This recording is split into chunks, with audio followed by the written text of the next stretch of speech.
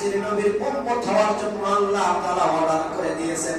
আর কোন নবীর উম্মত দুনিয়ায় থাকা যাবে না, আর কোন নবীকে ফলো করা যাবে না, মানা যাবে না, তাদের হুকুম মানা যাবে না, তাদের কিতাব মোতাবেক চলা যাবে না, তাদের আইন মোতাবেক চলা যাবে না। এখন আইন চলবে একমাত্র আল্লাহ এবং আল্লাহর রাসূল সাল্লাল্লাহু আলাইহি ওয়াসাল্লামের কিতাবে। এখন আইন হলো আখির নবীর আইন।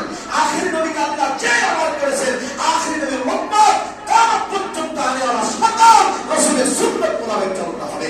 কোন নবীর আমল আর চলবে না। ঠিক না বেটি? এখন যদি কেউ বলে আমি ঈসা নবীকে মানি, কেউ যদি বলে আমি মুসা নবীকে মানি, কেউ যদি বলে আমি ইব্রাহিম নবীকে মানি, বলবেন না এই মানাটা ভুল। এখন মানতে হবে মুহাম্মদুর রাসূলুল্লাহ সাল্লাল্লাহু আলাইহি ওয়াসাল্লাম। ঠিক না বেটি? কোন নবীকে মানা হবে না। যেহেতু মুহাম্মদুর রাসূলুল্লাহ এসেছে, সব নবীর সব আমল মনসুখ হয়ে গেছে। এখন শুধু আইন চলবে রাসূলের। আল্লাহ রাসূল বললেন সাহাবায়ে কেরাম শোনো, তোমরা কাজ করো, আগামী বছর থেকে তোমরা দুইটা রোজা রাখবে। আমরা ইহুদিদের আমল করব না, আমরা খ্রিস্টানদের আমল করব না, আমরা বিজাতিদের আমল করব না, আমরা আল্লাহ এবং আল্লাহর রাসূলের হুকুম মোতাবেক চলব। ঠিক না বেটি?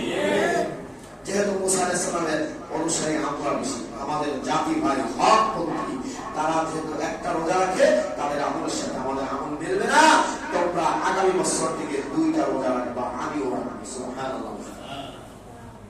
মেরে ভাই দোস্ত বুজুর্গ, এই রোজা রাখলে কি লাভ?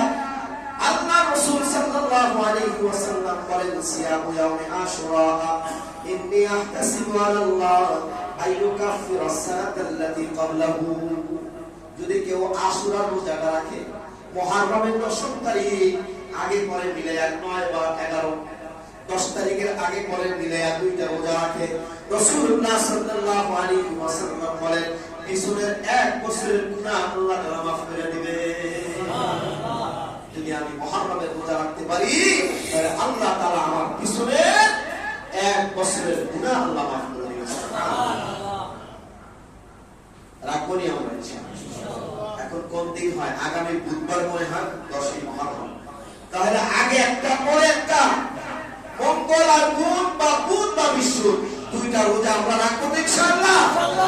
আল্লাহ রাসূল দেখেছেন, সাহাবায়ে কেরাম দেখেছেন, আমাদেরকে রাখার জন্য বলেছেন, যারা রাখবে 1 বছরের গুনাহ আল্লাহ মাফ করে দিবেন। সুবহানাল্লাহ। এরপরে এই দিনের বরকত হিসাবে আরেকটা আমল আছে, হাদিসে লেখা আছে। আল্লাহ রাসূল সাল্লাল্লাহু আলাইহি ওয়াসাল্লাম বলেন মান ওয়াসা আলা ইয়ালিহি ওয়া আহলিহি ইয়াওমা আশুরা ওয়া সাল্লাল্লাহু আলাইহি সাআরা সালাতিহি। আল্লাহ রাসূল বলেন আশুরার দিন 10 তারিখ যদি কোনো ব্যক্তি তার পরিবার পরিজনদেরকে নিয়ে ভালো সুন্দর মজাদার খাবার খায়, ঘরের মধ্যে ভালো খাবার রান্না করে, ভালো খাবার খায়, আল্লাহ রাসূল সাল্লাল্লাহু আলাইহি ওয়াসাল্লাম বলেন সামনে 1 বছর আল্লাহ তাআলা তার ঘরের মধ্যে বরকত এবং ভালো খাবারের ব্যবস্থা রাখবেন। সুবহানাল্লাহ। কত সুন্দর খাইবেন আপনি, বরকত দিবেন কে? আল্লাহ। খাবেন আপনি, সারা বছর আপনার ভালো খাবারের ব্যবস্থা করে দিবেন কে? আল্লাহ।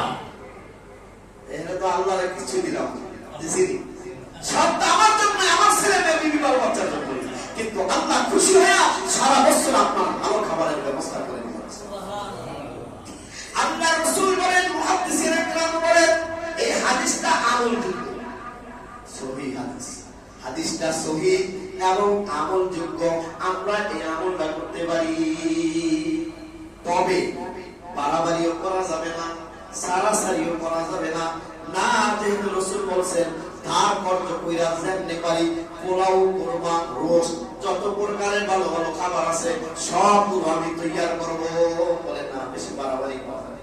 আপনার তৌফিক মোতাবেক যতটুকু পারবেন ততটুকু করবেন। ধার কর্জ ঋণ এরপরে সমুদ্রের থেকে উঠাইয়া খাওয়া লাগবে। কথা বুঝাইতে পারলাম? অন্যায় কোনো প্রশ্রয় দেওয়া যাবে না। ভালো কাজ করতে অন্যায়ের ভেতরে ঢোকা যাবে না। ঠিক না বেটি? কোনো হারামের পন্থায় ঢোকা যাবে না। চুরি ডাকাতি সন্ত্রাসী করে টাকা উপার্জন করে সেটা বাচ্চাদেরকে, বিবাল বাচ্চাদেরকে নিজের খাওয়া যাবে না। সুদের টাকা, ঘুষের টাকা, হারামি বাচ্চাদের টাকা, সন্ত্রাসী লুটের টাকা দিয়া সন্তান, বিবাল বাচ্চা নিজে খাওয়া যাবে না। যদি করেন, রাসূলুল্লাহ সাল্লাল্লাহু আলাইহি ওয়াসাল্লাম বলেন এক ফোঁটা রক্ত হারাম খেয়ে আপনার শরীরের মধ্যে সঞ্চয় করেছেন। রাসূলুল্লাহ সাল্লাল্লাহু আলাইহি ওয়াসাল্লাম বলেন লা ইয়াদখুলুল জাসাদা লা ইয়াদখুলুল জান্নাতু জাসাদুন কুযিয়া বিহারাম। যিনি হারাম খেয়ে শরীরকে মোটাতাজা করেছে, রক্ত সঞ্চয় করেছে, শক্তি সঞ্চয় করেছে, সেই শক্তি দিয়া সেই রক্তের পাওয়ার দিয়ে ইবাদত বন্দেগী আল্লাহর ঘর ত্যাগ করলো, 5 পয়সার লাভ নাই, জান্নাতে যাওয়া যাবে না। লা ইয়াদখুলুল জান্নাতা জাসাদুন কুযিয়া বিহারাম। আল্লাহর জাহান্নাম ছাড়া উপায় না। চিন্তা বিক্রি করেন, শাক দিয়া ভাত খাবো, আলু ভর্তা দিয়ে খাবো, ডাল দিয়ে খাবো, আমার পোলাও করবার দরকার নাই। যদি অর্থ থাকে খাবো, তাহলে হারাম পন্থা উপার্জন করে আমি খাবো। ঠিক না ঠিক? এই কথা কইলেই হুজুররা বল না, সুদের কথা কয় কা, ঘুষের কথা কয় কা, অন্যায়ের কথা কেন বলে, পর্দার কথা কেন বলে? তাহলে এই মুসল্লি কোন না যায়, হুজুরে আমারই কইছে, তোমারই কইছে। এটা আমি আল্লাহর হুকুম বাস্তবায়ন করার জন্য বলেছি। তুমি মানবা না মানবা তোমার ইচ্ছা। ঠিক না বেঠি? হুজুরের উপরে চাপ দাও কেন, মসজিদ বর্জন করো কেন? আল্লাহর হুকুম মোতাবেক কথা বলতেছি, কোরআন সুন্নাহ মোতাবেক কথা বলতেছি। তোমার ভালো লাগলে করবা, না লাগলে না করবা। হুজুরের তো সব কথা, এটা দিয়ে তোর কবর খালি, দুনিয়া আখিরাত সব খালি।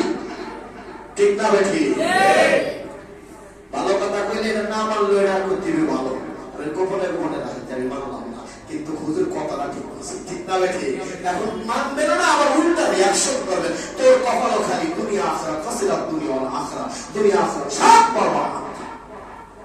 ঠিক না বেঠি? মেরে দোস্ত, এজন্য মুহররম মাসটা বরকতি মাস।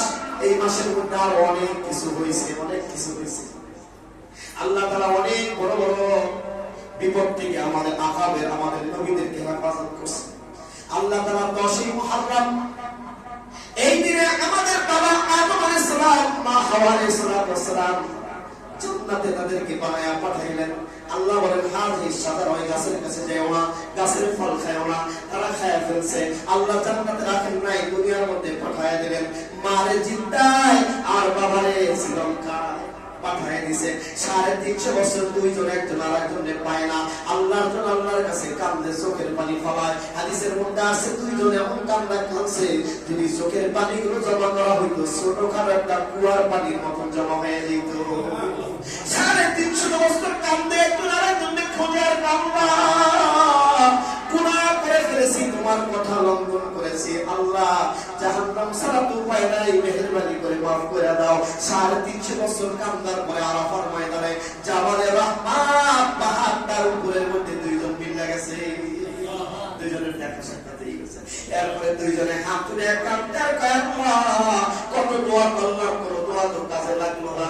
রব্বুল আলামিন, তুমি যখন আমাকে বানাইলা দুনিয়ার মধ্যে, বানানোর পরে তোমার আরশের দিকে আমি তাকায় আসছিলাম, তখন তোমার আরশের খুঁটির মধ্যে একটা লাইন লেখা দেখছিলাম, লা ইলাহা ইল্লাল্লাহু মুহাম্মাদুর রাসূলুল্লাহ। তোমার নামের সাথে মুহাম্মদ নামটাকে না জানি না, চিনি না, অথচ বাবা আদমেরই সন্তান। ঠিক না ঠিক? আসবে বলে ঠিক না? বলে আল্লাহ, যে নামটা তোমার নামের সাথে দেখছিলাম, ওই নামটা আমি বড় ভালো। ও বান্দা, ওই নামটার খাতিরে, ওই নামটার উসিলায় তুমি আমারে মাফ করে দাও। এবার আল্লাহ তাআলা ডাকতে আদম, আর বয়া থাকতে পারলাম না, আমার গোপন জায়গার মধ্যে হাত দিয়ে দিছো। আমার নবী, আমার বন্ধুর নাম নিয়ে যখন তোমার চাইছো, যা, আমি আল্লাহ তোর জিন্দেগীর সব গুনাহ মাফ করে দিলাম, তোর ভুলটাকে ক্ষমা করে দিলাম।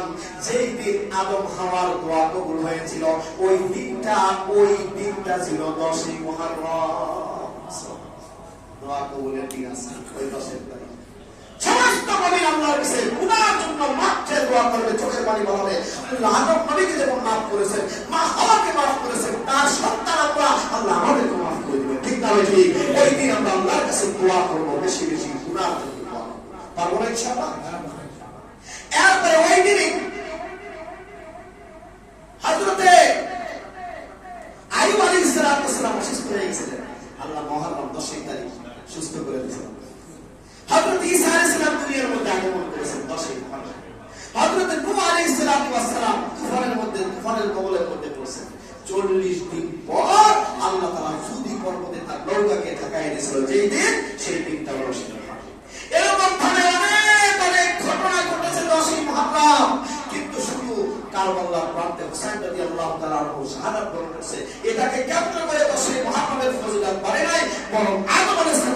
দিয়ে আখের নবী কিয়ামত পর্যন্ত এই দিনের বারাকাত আছে ঠিক না বেটি? এজন্য যেহেতু এত বড় মর্মান্তিক ঘটনা ঘটেছে, এই ঘটনা শোনার পর আমরা বেশি বেশি ইন্না লিল্লাহি ওয়া ইন্না ইলাইহি রাজিউন করতে পারি, তার জন্য আমরা দোয়া করতে পারি। কিন্তু সেই দিনকে লক্ষ্য করে উদ্দেশ্য করে তাজিয়া মিছিল বের করবো, শরবত পান করবো, হায় হোসেন করে নিজের রক্তকে জমিনের মধ্যে ঝরাবো। এই রক্তের মালিককে, রক্ত তো আল্লাহ দিয়েছেন, এই শক্তির মালিককে আল্লাহ তোমাকে তো অপচয় করার জন্য অধিকার দেয় নাই, ক্ষমতা দেয় নাই। কিন্তু আমি কি রাস্তার মধ্যে তুমি হায় হোসেন করে মাতাব করবা, বেহুশ হয়ে যাইবা, পাগল হয়ে যাইবা, উলঙ্গ হয়ে যাবা, এটা অধিকার তো আল্লাহ তাআলা দেয় না।